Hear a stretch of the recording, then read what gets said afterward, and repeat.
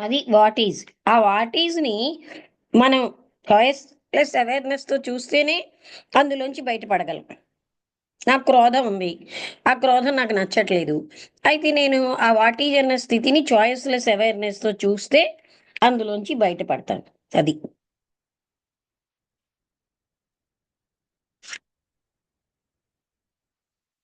ఇంకెవరికైనా ఏమైనా చెప్తారా? అర్థమైందా వసంతలత? ఇది ఫిజికల్ విషయాలకు సంబంధం కాదా? ఫర్ ఎగ్జాంపుల్ నా దగ్గర డబ్బు లేదు, డబ్బు ఉంటే బాగుంటుంది అనేటువంటి ఒక ఉచ్ఛ ఉంటుంది అనుకో, లేకపోతే నేను ఇది అవ్వలేకపోయాను, ఇది ఇంకా అవ్వాలి ఇప్పుడు నా అనేటువంటి దగ్గర ఇచ్ఛ డబ్బు లేదనేది వాట్ ఈజ్.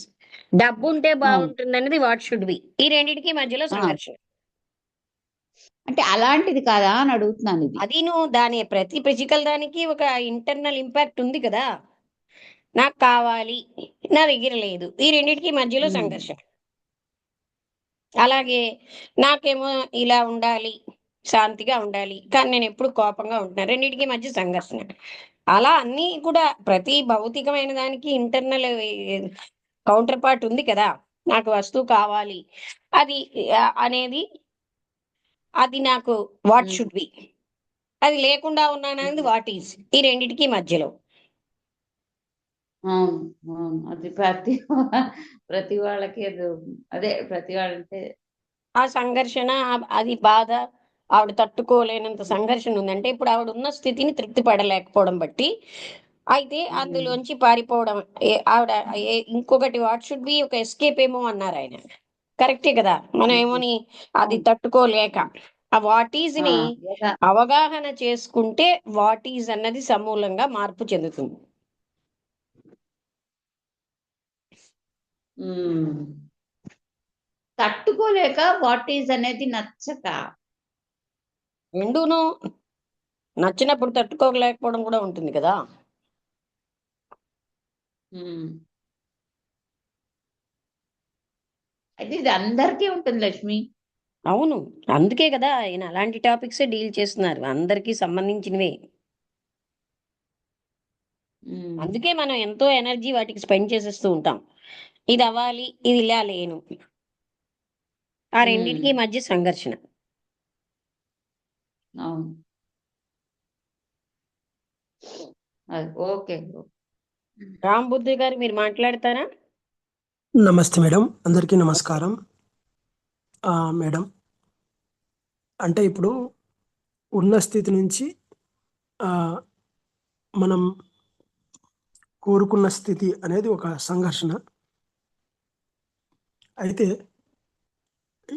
ఇప్పుడు ఈ ఏదైతే వాస్తవ స్థితి ఉందో దాని నుంచి అసంతృప్తి, అంటే అసంతృప్తి అనేది చాలా వరకు అందరికీ ఉన్నదే. అది అంటే ఆ, ఒ- ఒకరికి డబ్బు కావాలా, ఆ ఒక ఒక స్థితికి రావాలా అనుకున్న వాడికి అది లేదు. కాబట్టి వాడికి అసంతృప్తి ఉంది. అయితే పక్కనున్న వాడికి డబ్బు వచ్చింది, ఉన్నత స్థితి ఉంది. వాడికైనా తృప్తి ఉందా అంటే అది లేదు. అంటే ఇది ఇది ఇది నిరంతరంగా ఏ స్థితిలో ఉన్నా, అంటే మనిషి ఆ, ఆ, ఏ స్థితిలో ఉన్నా కూడా ఈ అసంతృప్తి అనేది కామన్. అంటే మనిషి ఏ స్థితికి వచ్చినా అది ఆ స్థితి, అంటే అసంతృప్తి అనేది కామన్. ఆ ఆ అసంతృప్తిని ఆ, జయించాలి అనే తపన కూడా, అంటే ఇప్పుడు నేనున్న స్థితి ఆ, కి వేరే వేరే స్థితికి వెళ్ళాలి అని అనుకోవడం కూడా అంటే కరెక్ట్ కాదా? లేకపోతే ఒకవేళ ఆ ప్రయత్నం చేసేటప్పుడు ఆ, అంటే ఒక గోల్ పెట్టుకొని ఆ ప్రయత్నం చేసేటప్పుడు వచ్చే ఆ, ఆటంకాలు ఏవైతే ఉన్నాయో దాని వలన వచ్చే ఘర్షణ, ఈ ఈ ఈ యొక్క ఈ విసుగు, ఇవన్నీ ఉన్నాయి కదా మేడం. మరి వీటిని వీ ఆ ఆ యొక్క గోల్ పెట్టుకోడి ఈ వచ్చే మధ్యలో వచ్చే ఈ సంఘర్షణ ఏదైతే ఉందో దాన్ని అధిగమించాలి అంటే మరి గోల్ ఉండొద్దా? గోల్ ఇంకా పెట్టుకొని కూడా టాపిక్ దాన్ని ఏంటంటే మీరున్న ఉమ్, ప్రెజెంట్ మీరు ఒక అసంతృప్తిగా ఉన్నారు. మీకేమీ పొందలేదని. అవును, ఏదో అవును, పొందాలి అని ఉంది. ఈ ఉమ్, రెండింటికి మధ్య సంఘర్షణ. అది ఎప్పుడు పోతుంది? మీరున్న స్థితిని అవగాహన చేసుకుంటే. వాట్ ఈజ్‌ని సరే మేడం. అవగాహన సరే చేసుకోవడం. మేడం. అవును. అవును మేడం. నేను అవగాహన చేసుకోవడానికి ప్రయత్నం చేస్తాను. వినండి. అక్కడ అంటే అది చిన్న విషయం కాదు. ఎప్పుడైతే హ్మ్. మీకది అవగాహన అయిందో, అసలైన హ్మ్. మూలమేంటో మీకర్థమవుతుంది. ఇది మీరు ఊహించుకుని, మీలో ప్రొజెక్టెడ్ గోల్ కదా! ఊహాత్మకమైన ఆహా! మీలోంచి ప్రొజెక్ట్ అయిందే ఆ గోలు. కానీ, మీకు ఉన్న దాంట్లో అది వాట్ ఈజ్ అంటే ఏంటండి? ఇప్పుడు నేను ఏది లేకుండా ఉన్నాను అనే ఒక నిస్పృహ అది. దాన్ని అవగాహన హ్మ్. చేసుకుంటే, అందులోంచి బయటపడతారు. నేను ఒంటరిగా ఉన్నాను అనేది ఒక స్థితి. ఆ స్థితిని హ్మ్. అవగాహన చేసుకుంటే మీకు ఆ ఒంటరితనమే లేదు.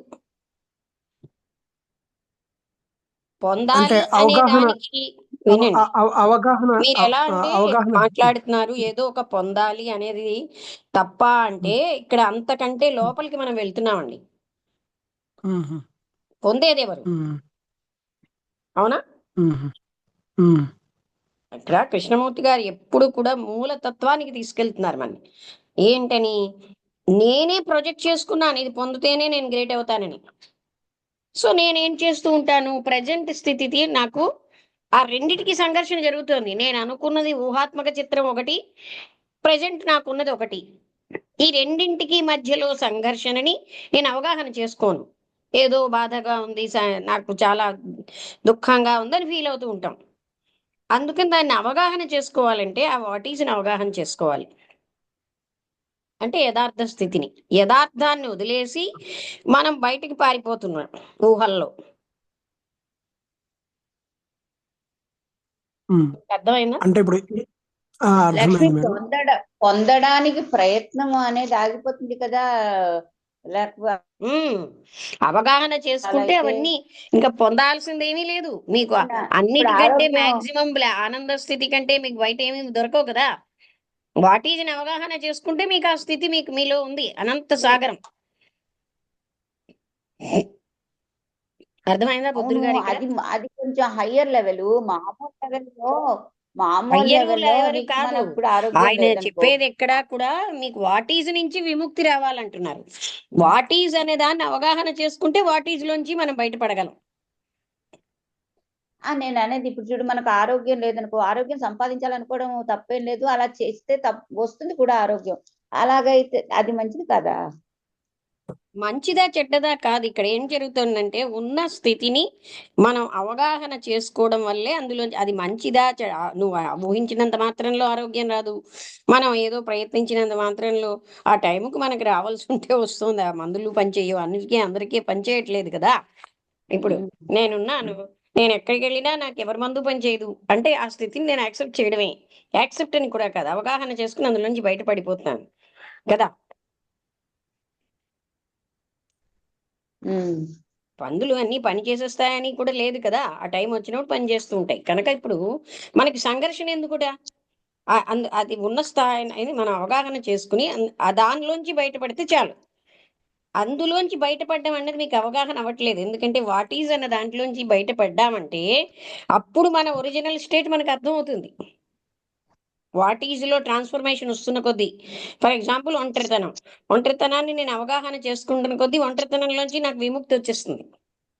అవగాహన చేసుకోపోతే అది సాలిడిఫైడ్‌గా అక్కడే ఉంటుంది. అలాగే హింసాత్మక ప్రవృత్తి, కోపం. వాటిని అవగాహన చేసుకుంటే అందులోంచి బయటపడతాం.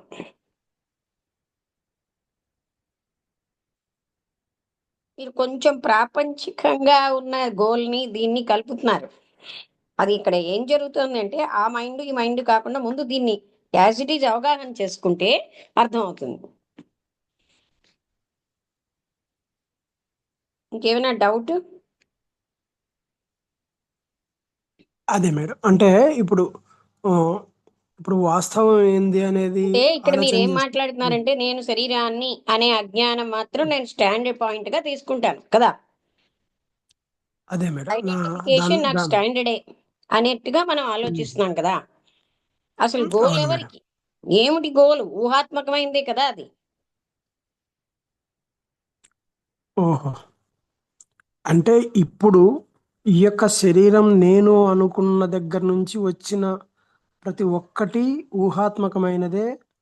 అంటే ఈ ఈ మొత్తం శరీరం నేను అనే ఒక అంటే ఈ శరీరం ఇక్కడికి వచ్చిన తర్వాత ఇక్కడ నుంచి వెళ్ళిపోయేంత వరకు, పుట్టుక నుంచి చావు వరకు మధ్యలో జరిగే ప్రతి ఒక్కటి ఊహాత్మకమైన పోరాటము, ఊహాత్మకమైన సంఘర్షణ, ఊహాత్మకమైన గోల్స్ పెట్టుకొని జరిగే ఒక సంఘర్షణ.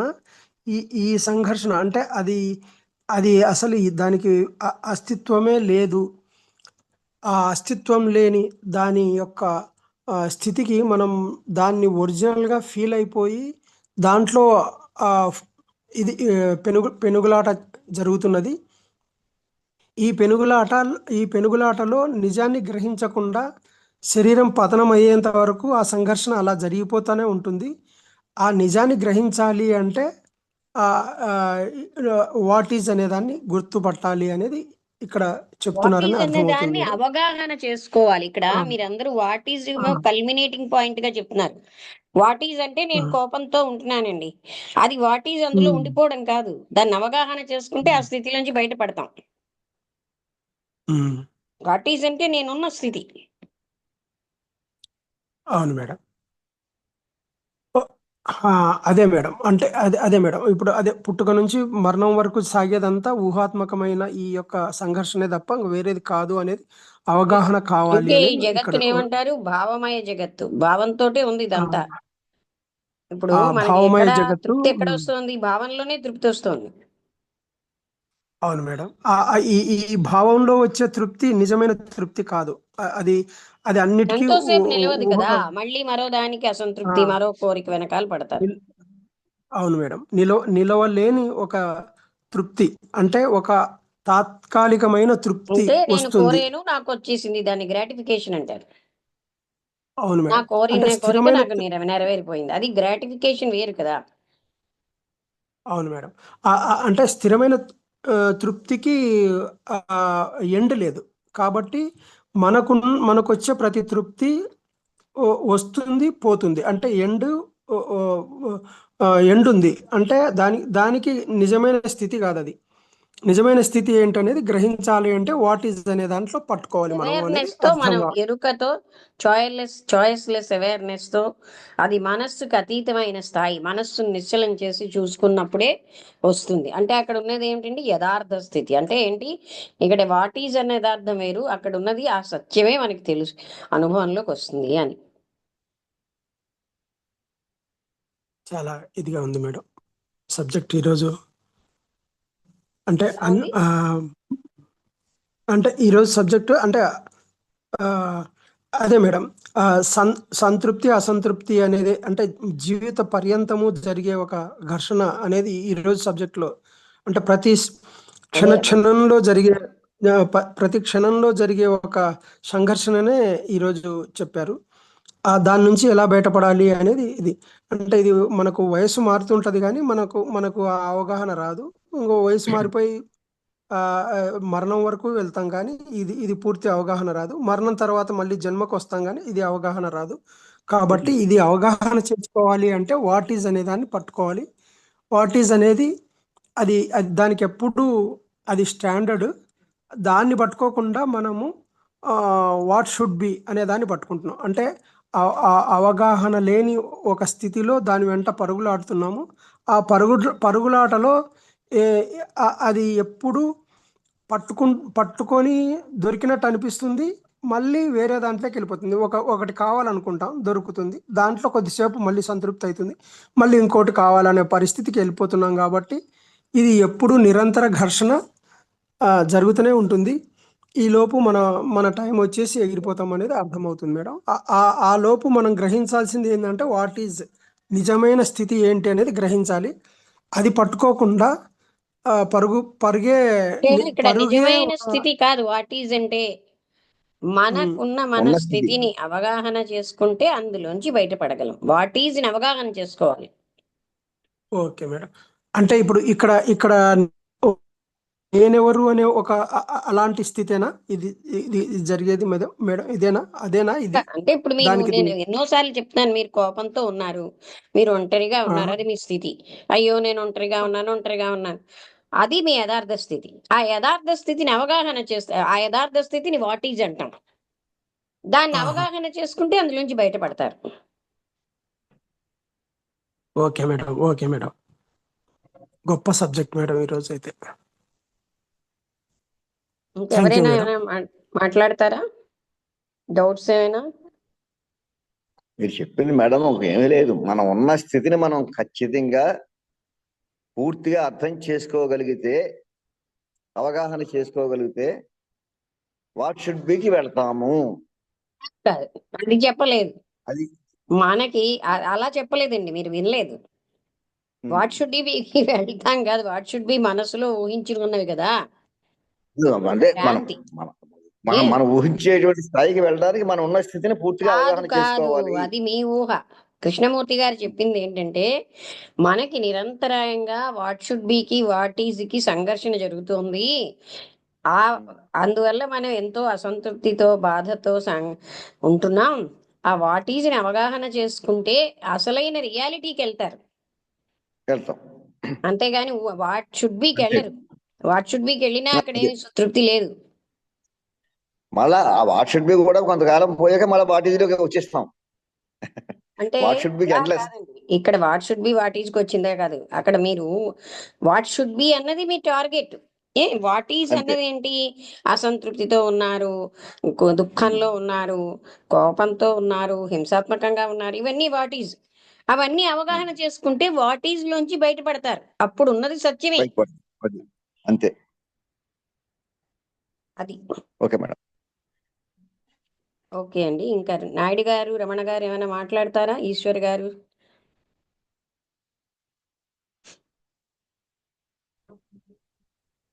ఆ, లేదు మాట్లాడదాం అంటే అంటే బాగానే అర్థం అవుతుందమ్మా. ఓకే. దేంతో అయితే ఒక సమస్య లేకపోతే ఏదో ఒక ఆలోచనతో ఆ, అంటే ఒక అసంతృప్తిగా ఉంటూ అక్కడి నుంచి ఇంకో దానికి షిఫ్ట్ అవుతూనే అంటే ఒకదాని నుంచి ఒకటి ఒకదాని నుంచి ఒకటి దేంట్లో ఉందా అనే అన్వేషణలోనే అలా ప్రతి ఒక్క దాంట్లో వెతుక్కుంటూనే ఉంటాం. కానీ ఎందులోకి వెళ్తున్నా అసంతృప్తి అనేది అలా పెండింగ్ ఫైల్ లాగా అలా ఉంటూనే ఉంటది. అసలు ఎక్కడైతే మనం దాన్ని చూసి గ్రహించి అవగాహన చేసుకుంటామో అక్కడతో అది అది క్లియర్ అయితే ఆటోమేటిక్ గా అది క్లియర్ అయిపోవడమే. అంటే అది అప్పటికే ఆ తృప్తి అనేది లోపలే ఉంటది. బట్ ఏంటంటే ఏదో ఒక సంఘటనలో ఉందేమో అని వెతికిలాట్లో దాని నుంచి ఇక్కడ అలా చెప్పలేదు, అన్వేషిస్తూనే తృప్తి లోపల ఉందని లేదు. మనం ఉన్న ఉమ్, స్థితిని మనం అవగాహన చేసుకోవాలి. అది వాట్ ఈస్. మీరు ఉన్న స్థితి ఓకే ఇప్పుడు ఏ విధంగా ఉన్నారు, ఆ స్థితిని అవగాహన చేసుకుంటే అప్పుడు మీరు అసలైన దైవము లేదా సత్యానికి వెళ్తారు. అక్కడే సంపూర్ణమైన ఆనందం ఉంటుంది. ఇంకా ఎందులోని మనకి ఉండదు. ఆయన కృష్ణమూర్తి గారు చెప్పేది అది. ఎలాగమ్మా ఒకసారి మళ్ళీ చెప్పండి అమ్మా ఎలాగంటున్నారు. మీరున్న అంటే ఒక స్థితిని ఉదాహరణతో అవగాహన చెప్తారా? చేసుకుంటే అందులోంచి బయటపడతారు. ఆ బయటపడేది ఉంటే అప్పుడు ఏమిటి అక్కడ? ఆ సత్యమే మిగులుతుంది, లేదా దైవం. అంటే అక్కడికి వెళ్ళడానికి ఆయన అన్ని టాపిక్స్ తీసుకెళ్తున్నారు కదా. అంటే మిమ్మల్ని మీరు ఓకే అవగాహన చేసుకుంటే మీ స్థితిని ఎప్పుడైతే ఇప్పుడు ఫర్ ఎగ్జాంపుల్ నేను ఒంటరిగా ఉన్నాను అన్న భావంతో ఉంటాం. ఆ ఒంటరితనాన్ని అర్థం అవునమ్మా. చేసుకుంటే ఒంటరితనం పోయి అసలైన రియాలిటీ అన్నది ఉంటుంది అక్కడ. ఓకే ఓకే ఓకే రియాలిటీకి వెళ్ళడం, అక్కడే ఉన్న ఓకే రియాలిటీని మనం ఇవన్నీ అడ్డేస్తున్నాయి. ఓకే అమ్మా. లేదా కోపంగా ఉన్నాను, ఎప్పుడు కోపమే. అయితే ఆ కోపాన్ని అవగాహన చేసుకుంటే మీరు ఫ్రీ అయిపోతారు కోపం నుంచి.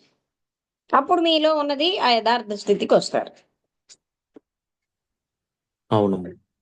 అదనమాట.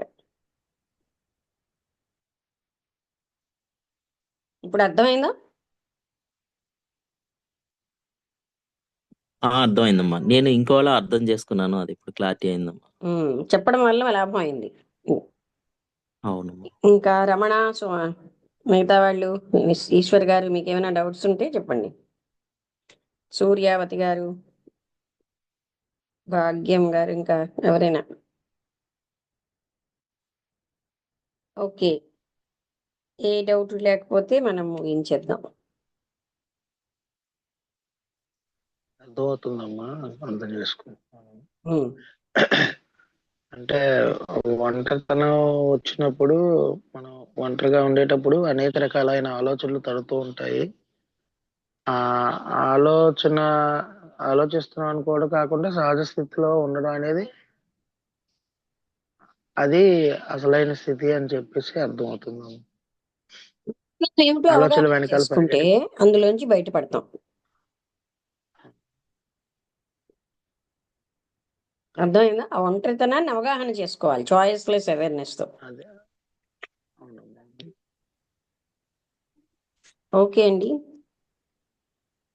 అర్థమైందా? ఉన్న స్థితి పాయింట్. అంటే అదే ఉన్న ఏంటండి? స్థితి అంటే ఇప్పుడు మనం ఆ క్లాస్ అనేది వింటున్నాము. ఆ ఉన్న స్థితి అంటే ఆ క్లాస్ మాత్రమే వినాలి, ఇంకే ఆలోచన రాకూడదు. అదే కదా మన ఉన్న ఇలా స్థితి అంటే. కూడదు కాదు అండి, ఇది చెయ్యొద్దు ఉమ్, లేదు అది చెయ్యమని చెప్పలే. మనం ఓకే. ఉన్న స్థితి క్లాసు వింటున్నామా, ఎన్నో ఆలోచనలు కూడా వెళ్తున్నాయా, అవును. మన లోపల ఏమేమి లోపల ఉన్నాయి అవన్నింటినీ అవగాహన చేసుకుంటే పోతాయి. ఆహా, ఓకే ఓకే అమ్మా, థ్యాంక్ యూ. ఓకే, నేను ముగించేస్తున్నాను. అర్థమైంది కదా? ఇంకా అర్థం కాలేదా? అంటే మనం ఎప్పుడు కూడా మనం ఉన్న స్థితిని అవగాహన చేసుకోవడానికి ప్రయత్నించకుండా పారిపోతూ ఉంటాం. ఆ పారిపోవడం అలవాటైంది కనుక వాట్ ఈజ్ ఏమిటో మనకు అర్థం అవ్వట్లేదు.